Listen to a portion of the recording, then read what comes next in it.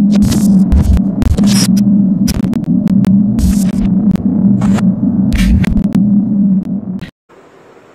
Students, तो एक नए टॉपिक के साथ, एक नए चैप्टर के साथ, बहुत लिमिटेड टॉपिक इस चैप्टर में है, सिर्फ 4 और क्वेश्चन भी आते हैं 4 से 5 नंबर में 4 क्वेश्चन 4 टॉपिक। कितना आसान, हर एक टॉपिक को पढ़ो, 1 नंबर आपका तैयार। तो कोऑर्डिनेशन कंपाउंड है क्या? ऐसे कंपाउंड्स जिनमें कोऑर्डिनेट बॉन्ड बनता है उन्हीं को कहते हैं कोऑर्डिनेशन कंपाउंड। कोऑर्डिनेट बॉन्ड क्या है? यह आपने 11th में केमिकल बॉन्डिंग चैप्टर था, वहां पे पढ़ा था। जब किसी का ऑक्टेट पूरा हो जाता है, ऑक्टेट पूरा होने के बाद अपना लोन पेयर जब वो किसी एलिमेंट को शेयर करता है एक एटम, तो उसे कहते हैं कोऑर्डिनेट बॉन्ड। इसको एरो से रिप्रेजेंट करते हैं। एरो का हेड हमेशा एक्सेप्टर की तरफ और टेल हमेशा डोनर की तरफ। अब हमको पता कैसे चलेगा कि हमको जो दिया गया कंपाउंड है ये कोऑर्डिनेट है या नहीं? तो हम पहले आइडेंटिफिकेशन करते हैं और कुछ टर्म जो इस कोऑर्डिनेशन चैप्टर से रिलेटेड हैं वो आपको बताते हैं। हम एक जनरल फार्मूला लिख रहे हैं, M1 ब्रैकेट के अंदर M2, स्मॉल ब्रैकेट में L1 X, L2 Y और लास्ट में L3, ये हो जाएगा Z। इस बड़े ब्रैकेट के ऊपर चार्ज भी लग सकता है, कभी चार्ज होगा कभी नहीं होगा, वो पॉसिबिलिटी जब बनेगी तो भी देखेंगे। मैक्सिमम इतनी चीजें हमको किसी कोऑर्डिनेशन फार्मूले में मिल सकती हैं। इसमें से जो बड़ा ब्रैकेट आपको दिख रहा है, ये जो आपको लार्ज ब्रैकेट दिख रहा है, जिसको आप स्क्वायर ब्रैकेट कहते हो मैथ की लैंग्वेज में, इसके अंदर M2 का होना कंपलसरी है और L1 L2 में से किसी एक का होना कंपलसरी है। यानी एक ये जो स्मॉल ब्रैकेट है, स्क्वायर ब्रैकेट के अंदर एक स्मॉल ब्रैकेट में कोई एक कंपाउंड प्लस एक M2 मेटल होना कंपलसरी है। इसके अलावा जो M1 लिखा है या L2 लिखा है या L3 लिखा है, ये हो भी सकते हैं और नहीं। जरूरी नहीं कि ये सब प्रेजेंट हो, लेकिन M2 और L1 L2 में से कोई एक होगा जरूर। किसको क्या कहते हैं ये टर्म यहां पे हमको सारे समझने हैं। 1 बाय 1 सारे टर्म आपके सामने ध्यान दीजिएगा। सबसे पहले तो ये जो स्क्वायर ब्रैकेट लगा है, इस स्क्वायर ब्रैकेट को कहा जाता है कोऑर्डिनेशन स्फीयर। क्या कहा जाता है? Coordination sphere. इस कोऑर्डिनेशन स्फीयर के अंदर जो M2 प्रेजेंट है, कोऑर्डिनेशन स्फीयर के अंदर जो M2 प्रेजेंट है, this is called central metal. This is called central metal. और कोऑर्डिनेशन स्फीयर के अंदर जो L1 एंड L2 प्रेजेंट हैं, these are called ligands. Ligand हमारे 3 तरह के हो सकते हैं, या तो एनायनिक होंगे, या कैटायनिक होंगे, या फिर न्यूट्रल होंगे। न्यूट्रल और एनायनिक बहुत सारे हैं, कैटायनिक में हमको सिर्फ 2 पढ़ने हैं, NO और NH3।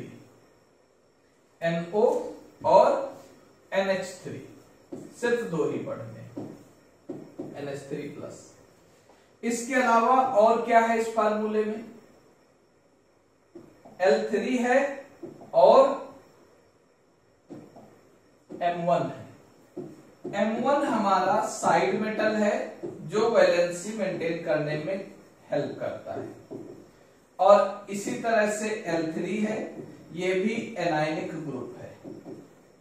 एनायन कोई भी हो सकता है और साइड मेटल हमेशा कैटायन होगा, ये ध्यान रखिएगा।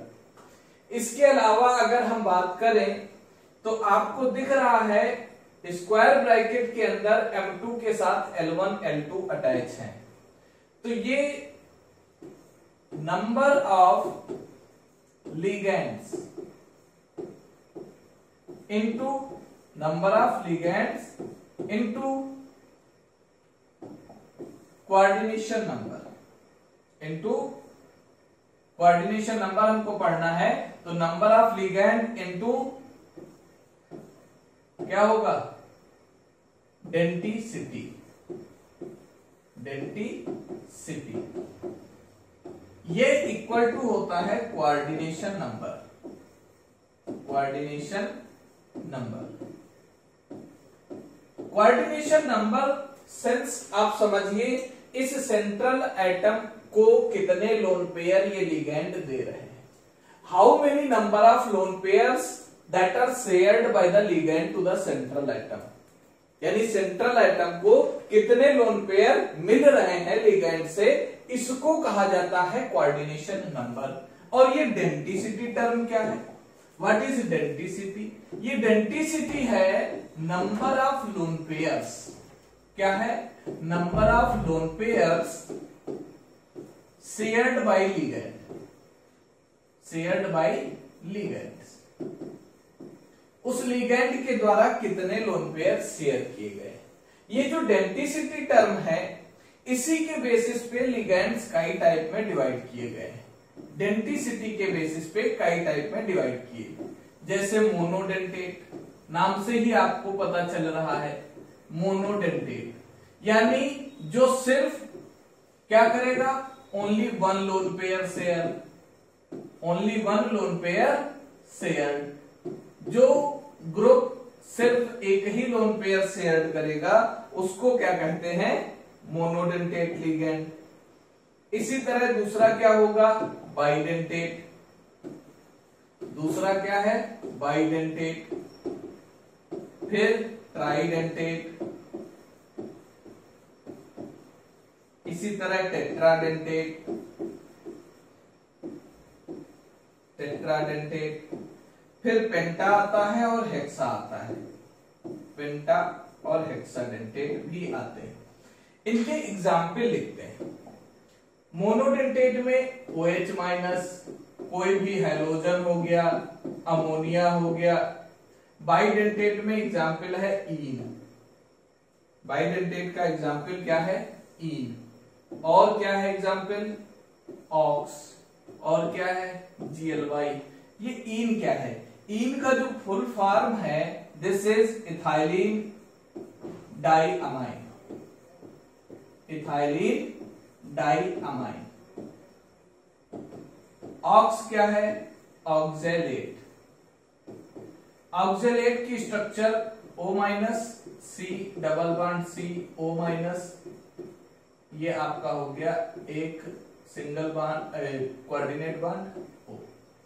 ठीक है, तो इससे हमको पता चल जाता है, यहां सिंगल बॉन्ड रहेगा, यहां डबल बॉन्ड रहेगा। एक मिनट, थोड़ी सी मिस्टेक हो गई। C single bond C O minus, double bond O, double bond O, single bond O minus. ईन का स्ट्रक्चर क्या है, CH2 NH2, CH2 NH2। ये दोनों इनके पास लोन पेयर्स हैं, ये दोनों अपना शेयर करेंगे, तो इसलिए ये ईन। ग्लाइसिन एक अमीनो एसिड है, यानी एक तरफ COO माइनस होगा, CH2 होगा और NH2 होगा। इसी तरह से अगर हम ट्राइडेंटेट मॉलिक्यूल की बात करें, अगर ट्राइडेंटेट की बात करें तो ट्राइडेंटेट का एग्जाम्पल हो जाएगा डाई। इसका मतलब डाई इथाइलिन और ट्राइअमाइन। डाई इथाइलिन ट्राइअमाइन, यानी NH2 ग्रुप 3 हो जाएंगे और CH2 डाइथाइलिन, यानी 4 CH2 और 3 NH2। टेट्राडेंटेट में ट्राइईन आ जाएगा। टेट्राडेंटेट के बाद पेंटाडेंटेट, हेक्साडेंटेट। हेक्साडेंटेट में ADTA आता है। EDTA के बारे में थोड़ा सा डिटेल में समझ लीजिए। EDTA का मतलब है इथाइलिन यानी CH2, डाइअमाइन यानी कि N, और टेट्रा एसीटेट यानी कि 4 acetate CH3COO minus CH3COO minus CH3COO minus. 4 arrow यहां से निकलेंगे यानी 4 लोन पेयर, एक ये और एक ये, टोटल 6 लोन पेयर ये शेयर करेगा, इसलिए हेक्साडेंटेट। हो सकता है ट्राई एसीटेट भी बन जाए। जब ट्राई एसीटेट बनेगा तो एक एसीटेट कम, यानी कि फिर ये पेंटाडेंटेट का काम करेगा। यानी कभी ट्राई एसीटेट कभी टेट्रा एसीटेट, यानी कभी हेक्साडेंटेट कभी पेंटाडेंटेट। तो ऐसा मॉलिक्यूल जो कभी हेक्साडेंटेट कभी पेंटाडेंटेट, ऐसे ग्रुप को हम फ्लेक्सीडेंटेट भी कहते हैं। फ्लेक्सीडेंटेट का मतलब ऐसा मॉलिक्यूल जो अपनी डेंटिसिटी को फ्लेक्सिबल बना दे, फ्लेक्सिबल रखे, यानी समय समय पे बदलता रहे, ऐसे मॉलिक्यूल को, ऐसे ग्रुप को हम फ्लेक्सीडेंटेट भी कहते हैं। इसके अलावा फ्लेक्सीडेंटेट के साथ साथ 2 और चीजें आपको देखनी है। कौन सी? एक पढ़ना है हमको एम्बीडेंटेट। एम्बीडेंटेट का मतलब होता है एक ऐसा ग्रुप जिसके पास मोर देन 1 डोनर साइट है, लेकिन एक समय पे एक ही डोनेट करेगा। It have more than 1 donor site. जैसे NO2 है, नाइट्रोजन का लोन पेयर डोनेट है, लेकिन इसी को अगर ONO लिखा जाए तो ऑक्सीजन का लोन पेयर डोनेट होगा। वही ग्रुप है NO2, लेकिन अभी N डोनर साइट है, अब ऑक्सीजन डोनर साइट है। इसी तरह से दूसरा अगर देखो SCN, सल्फर है, यहां पे क्या है? सल्फर डोनर साइट है, ठीक। और SCN, सॉरी यहां पे थोड़ा सा चेंज होगा, SCN और SCN, एक में नाइट्रोजन डोनर साइट है, एक में क्या है? सल्फर डोनर साइट है। वही मॉलिक्यूल है, डोनर साइट चेंज हो गई, थायोसाइनाइड। तो ऐसे ग्रुप जिनमें एक से ज्यादा डोनर साइट्स हैं बट एक समय पे एक ही काम कर रही है, इनको कहते हैं एम्बीडेंटेट मॉलिक्यूल। और एक और इसमें है जिसको हम कहते हैं चिलेट लिगेंड। चिलेट लिगेंड जो ग्रुप सेंट्रल एटम के साथ साइक्लिक रिंग का फॉर्मेशन करते हैं, जो ग्रुप सेंट्रल एटम के साथ साइक्लिक रिंग का फॉर्मेशन करते हैं, उनको कहते हैं चिलेट लिगेंड। और ये जो साइक्लिक रिंग बनती है, इसको कहा जाता है चिलेट रिंग। और ऐसे मॉलिक्यूल स्टेबिलिटी बढ़ा देते हैं। चिलेट लिगेंड मॉलिक्यूल की स्टेबिलिटी को बढ़ा देते हैं। ये देखिए, एक साइक्लिक रिंग का फॉर्मेशन। तो इस तरह के ग्रुप, तो हम ये भी जान सकते हैं कि चिलेट लिगेंड मोनोडेंटेट लिगेंड कभी नहीं हो सकता। मोनोडेंटेट लिगेंड कभी भी चिलेट लिगेंड नहीं हो सकता। चिलेट लिगेंड कौन से होंगे? बाइडेंटेट, ट्राइडेंटेट, टेट्राडेंटेट, क्योंकि साइक्लिंग के लिए more than 1 donor site at a time हमको चाहिए। ये कुछ टर्म है जो हमारे टॉपिक से, कोऑर्डिनेशन कंपाउंड से रिलेटेड है। इसी में एक और पॉइंट आता है जिसको हम EAN बोलते हैं, that is effective atomic number. जो ये कंपाउंड बनते हैं, इफेक्टिव एटॉमिक नंबर, ये कंपाउंड अपने nearest inert gas configuration molecule जो गैस होती है उसके अकॉर्डिंग अपना एटॉमिक नंबर सेट कर लेते हैं। किसी भी सेंट्रल एटम का EAN अगर कैलकुलेट करना है, this is equal to V minus oxidation state plus 2 into coordination number.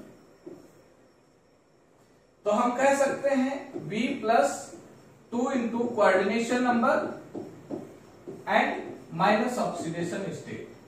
ये जब भी आप कैलकुलेट करोगे तो कोई ना कोई इनर्ट गैस कॉन्फ़िगरेशन निकल के सामने आएगा। कोऑर्डिनेशन नंबर आपको अभी बताया, डेंसिटी बताई। जैसे एक एग्जांपल आपके सामने EN और इसके दोनों के लिए करके दिखा देते हैं आपको, जिसमें आपको क्लियर हो जाए। जैसे हमारे पास मॉलिक्यूल है K4 FeCN6, ठीक है। अब इस केस में आयरन की कोऑर्डिनेशन नंबर कितनी है? Coordination number of iron 6 CN है। तो नंबर ऑफ लिगेंड, फार्मूला क्या है? Number of ligand into density. इसकी डेंसिटी कितनी है? 1। साइनाइड पे एक ही चार्ज होता है, तो ये हो गया 6 इंटू 1 दैट इज 6। आयरन का ऑक्सीडेशन नंबर कितना है? ऑक्सीडेशन नंबर आपको रिडॉक्स से 11th क्लास से ध्यान रखना पड़ेगा। 4 पोटेशियम हो गया plus x minus 6 is equal to 0, यानी x is equal to plus 2। तो इसके लिए EAN कितना निकला? आयरन वैलेंस इलेक्ट्रॉन कितने हैं आयरन के पास? सॉरी, वैलेंस इलेक्ट्रॉन या नहीं लेना है, यहां Z लेना है। Z का मतलब है एटॉमिक नंबर लेना है, this is atomic number. Z लेना है एटॉमिक नंबर। तो EAN यहां पे कितना हो जाएगा? इसका हो गया 26 माइनस 2 प्लस 2 इंटू 6, ये हो गया 24 और प्लस 12। 36 किसका होता है? एक इनर्ट गैस मॉलिक्यूल, एक इनर्ट गैस एलिमेंट का कॉन्फ़िगरेशन। तो इस तरह से EAN भी निकालने को दिया जाता है। और जो इसमें टर्म आपने पढ़े, chelate ligand, ambidentate ligand, flexidentate ligand, या फिर कोऑर्डिनेशन नंबर, या फिर डेंसिटी, कोऑर्डिनेशन स्फीयर क्या है। और इसमें एक और टर्म आता है, वो भी छूटा जा रहा था, उसको भी देख लें। वो टर्म है कोऑर्डिनेशन एंटिटी। क्या है? Coordination entity. ये spatial arrangement of ligand around the central metal. कैसे अरेंज है? 3D में। इसी को कहते हैं कोऑर्डिनेशन एंटिटी। तो ये सारे टर्म आपको याद रखने हैं इस चैप्टर से रिलेटेड। इसकी IUPAC का एक वीडियो, आइसोमेरिज्म का एक वीडियो और हाइब्रिडाइजेशन का एक वीडियो, 4 वीडियोस में 4 लेक्चर में आपका ये चैप्टर कंप्लीट हो जाएगा। Thank you.